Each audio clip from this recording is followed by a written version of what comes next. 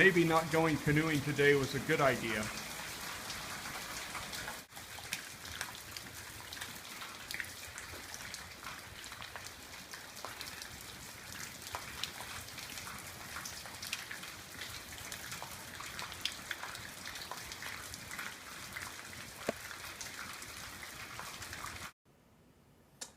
All right, so it's Saturday, April 18th, and obviously I didn't go canoeing today. Well, let me reword that. I went canoeing today. I just got about halfway there to where I was going to launch, and this line of thunderstorms started moving down from the northwest, and it opened up about halfway across the bridge, and I was like, okay, that's it. And this wasn't forecast, so I'm kind of glad I got a late start this morning, because if I'd gotten out in that, it would have been miserable. So I decided, well, I'll come home and I'll do what everyone else does on a rainy day. I'll read a book.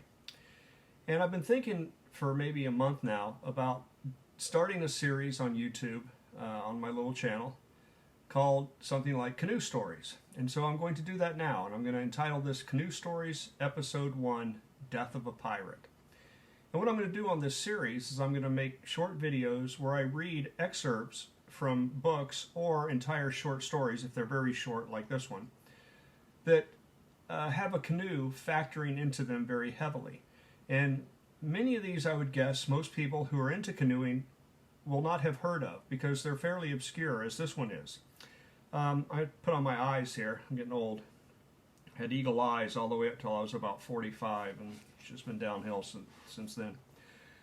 This first story I'm going to read is the greatest short story I've ever read in my life. And the funny thing about this, I was introduced to this story in my late 20s, before I was interested in two things that would occupy a great deal of my later life. One would be canoeing, and the other would be treasure hunting.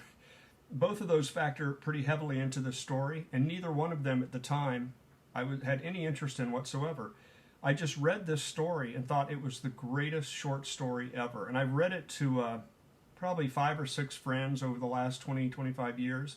And every one of them has been like, oh, wow, that's an extraordinary story. I'm like, I know, especially since it's true. But I should point out and give credit that though he didn't write this, it was introduced to me in a book called The Key West Reader, The Best of Key West Writers, 1830 to 1990, edited by George Murphy. And so what he did is he went and, if you don't know, Key West used to be, now it's kind of commercialized, but it used to be a very famous, a very popular retreat for famous writers to go to. Ernest Hemingway, Tennessee Williams, James Merrill, Thomas Sanchez, Hunter S. Thompson, Stephen Crane, Robert Frost. They all went to Key West and or wrote about Key West in their stories. And basically what George Murphy did in this book was he assembled a bunch of these stories from Key West writers, and it made for a very interesting read. And I'll just read you in the introduction what he says about this story that I'm going to read today. He said, the earliest piece is from John James Audubon, who, though known for his ornithological research and art, was also a fine writer who kept journals of his travels. Death of a Pirate is his recounting of a tale he was told late at night on an island in the Keys in 1832 by a sailor standing watch over his expeditionary party. So this is the same John James Audubon, who the Audubon Society and all the ornithological and bird art that's so famous, he's probably America's first and most famous naturalist, and he dedicated his life to studying and documenting birds. But he wrote a lot too and kept really extensive journals. A lot of those have to do with Florida. But this one was written in the story was related to him in the Florida Keys. And so he's telling the story that was told to him. And it's only 4 pages long, but it is just the most fascinating short story I've ever heard in my life. So without further ado, I give you Death of a Pirate by John James Audubon. Oh yeah, I gotta put on my pirate hat. Almost forgot.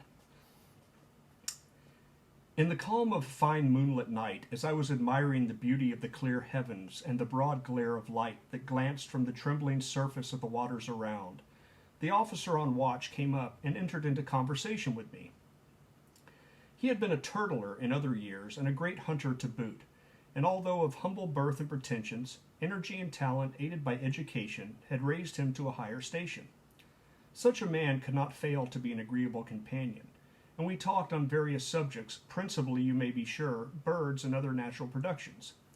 He told me he once had a disagreeable adventure when looking out for game in a certain cove on the shores of the Gulf of Mexico, and on my expressing a desire to hear it, he willingly related to me the following particulars, which I give you, not perhaps precisely in his own words, but as nearly so as I can remember.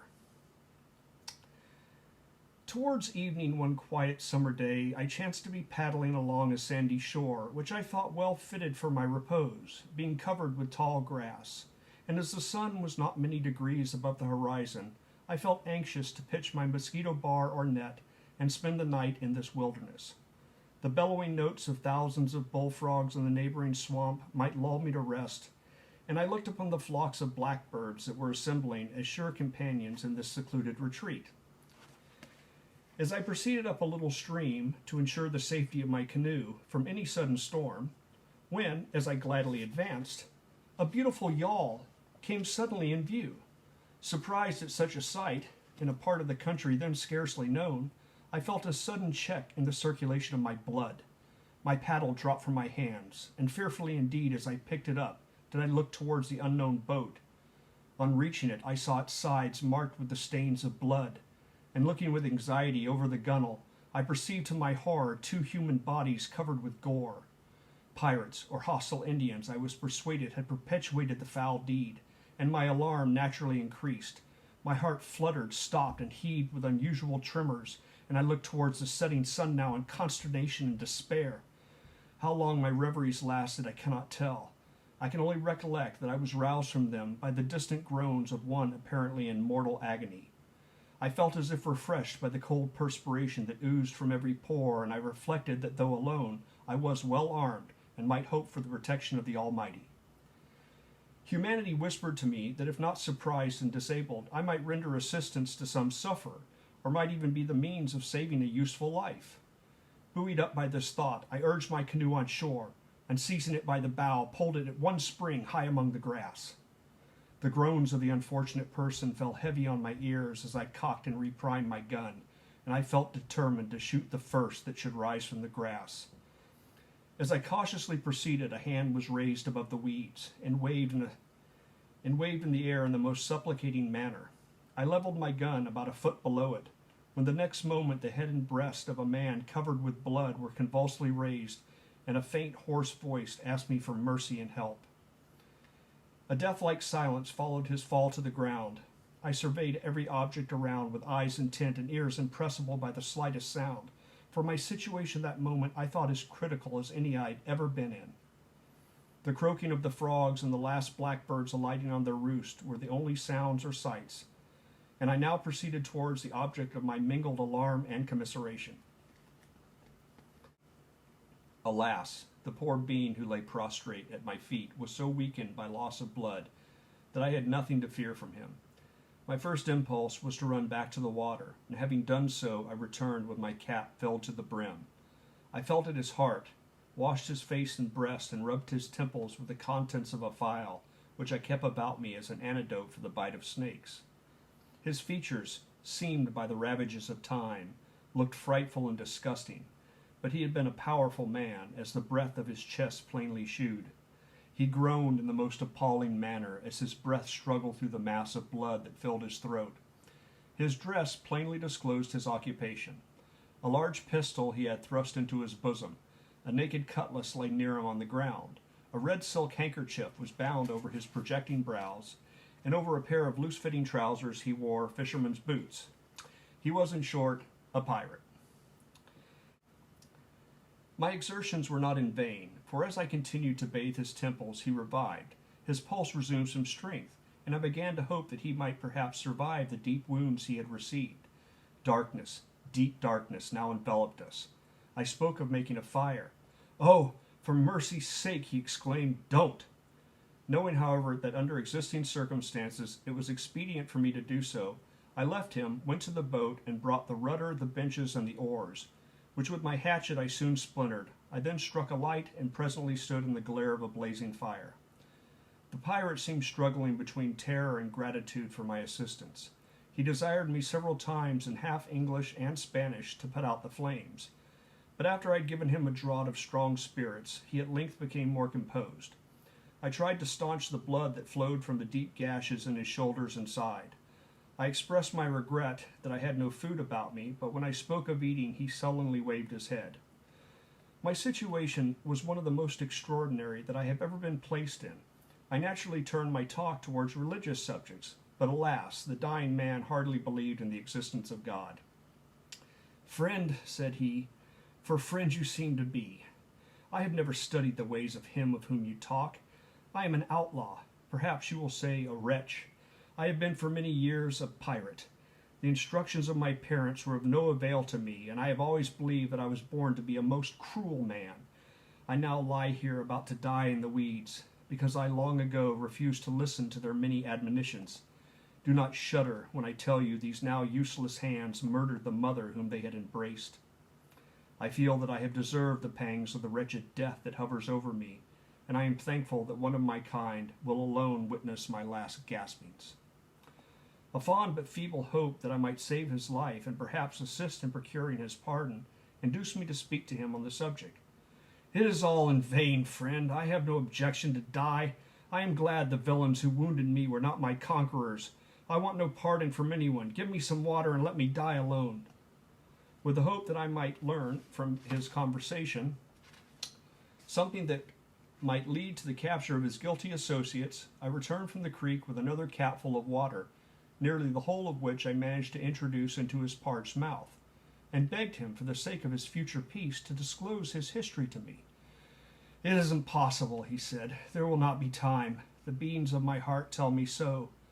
Long before day these sinewy limbs will be motionless. Nay, there will hardly be a drop of blood left in my body, and that blood will only serve to make the grass grow. My wounds are mortal, and I must and will die without what you call confession." The moon rose in the east. The majesty of her placid beauty impressed me with reverence. I pointed towards her and asked the pirate if he could not recognize God's features there. "Friend, I see what you are driving at," was his answer. "You, like the rest of our enemies, feel the desire of murdering us all. Well, be it so. To die is, after all, nothing more than a jest, and were it not for the pain, no one, in my opinion, need care a jot about it. But as you have really befriended me, I will tell you all that is proper." Hoping his mind might take a useful turn, I again bathed his temples and washed his lips with spirits. His sunk eyes seemed to dart fire at mine. A heavy and deep sigh swelled his chest and struggled through the blood-choked throat, and he asked me to raise him for a little. I did so, when he addressed me somewhat as follows, for as I have told you, his speech was a mixture of Spanish, French, and English, forming a jargon like of which I have never heard before, and which I am utterly unable to imitate. However, I shall give you the substance of his declaration. "First, tell me how many bodies you found in the boat, and what sort of dresses they had on." I mentioned their number and described their apparel. "That's right," said he. "They are the bodies of the scoundrels who followed me in that infernal Yankee barge. Both rascals they were, for when they found the water too shallow for their craft, they took to it and waded after me. All of my companions had been shot, and to lighten my own boat I flung them overboard. But as I lost time in this, the two ruffians caught hold of my gunwale and struck on my head and body in such a manner that after I had disabled and killed them both in the boat, I was scarce able to move. The other villains carried off our schooner and one of our boats, and perhaps ere now have hung all my companions whom they did not kill at the time. I have commanded my vessel many years, captured many ships, and sent many rascals to the devil. I always hated the Yankees, and only regret that I have not killed more of them. I sailed from Matanzas. I have been in concert with others. I have money without counting, but it is buried where it will never be found, and it would be useless to tell you of it." His throat filled with blood. His voice failed. The cold hand of death was laid on his brow. Feebly and hurriedly he muttered, "I am a dying man. Farewell." Alas, it is painful to see death in any shape. In this it was horrible, for there was no hope. The rattling of his throat announced the moment of dissolution, and already did the body fall on my arms with a weight that was insupportable. I laid him on the ground. A mass of dark blood poured from his mouth. Then came a frightful groan, the last breathing of that foul spirit, and what now lay at my feet in the wild desert, a mangled mass of clay. The remainder of that night was passed in no enviable mood, but my feelings cannot be described. At dawn I dug a hole with the paddle of my canoe, rolled the body into it, and covered it. On reaching the boat, I found several buzzards feeding on the bodies, which I in vain attempted to drag to shore. I therefore covered them with mud and weeds, and launching my canoe, paddled from the cove with a secret joy for my escape, overshadowed with the gloom of mingled dread and abhorrence. Death of a Pirate by John James Audubon.